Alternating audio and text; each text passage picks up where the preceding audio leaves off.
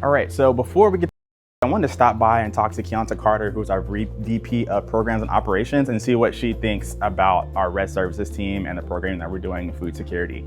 So, how's it going? Hey, Michael. Kionta. Good to see you. So today we're following the Red Services team. We're about to go to HEB and hang out with them while they buy food for our pop-up market. But I wanted to kind of stop in and talk to you, right? And get your thoughts on why you think this is such an important program and kind of what you think about the work that we're doing here at Avenue. Yeah, thanks for the question. I really appreciate the question because, 40% of Houstonians are food insecure.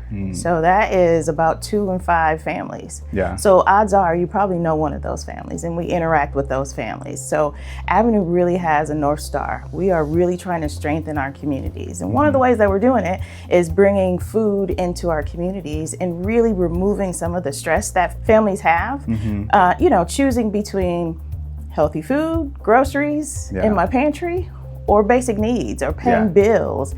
And so if we can alleviate that by supplying food in your pantry so you can make a better choice for other food or maybe paying bills, that's what we want to do. Yeah. So we have been privileged and very happy to help in the community. Yeah. So one thing that people don't know about maybe how Avenue works from a budget standpoint is we have our affordable apartment complexes. We're just like any other apartment developer in terms of we do collect rent from our residents. However, because we're so mission driven, we subsidize that rent for a lot of our residents, right? Yeah. So that means that we don't get as big of a payday as sometimes some other other apartment complexes might, right? So what that means is when it comes to resident services, we have to have budgets to help provide the food and the different programming, after school programming, but not all our apartments perform the same, right? So you kind of talk about where the gap is on that and why we need corporations or foundations to really help us with those budgets to keep doing the good work that resident services is doing. Yeah, I mean, the reality is our need in our community outweighs the capacity.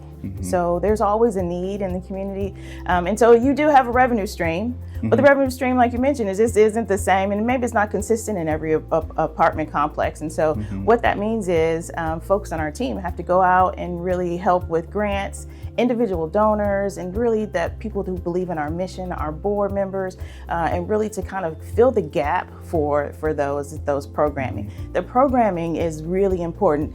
Part of being well, health and wellness, affordable housing, number one. Yeah. Number 2 is relieving the stress of some of the basic needs. Yeah. And so once we establish that you've got a place to live, it's safe, it's stable, it's consistent, but then, your budget, your own personal budget may be lacking. Yeah. So you might be able to cover your basic needs as far as housing, but food on the table, if you have kids, kids are home right now for summer, so they're eating you out of house and home.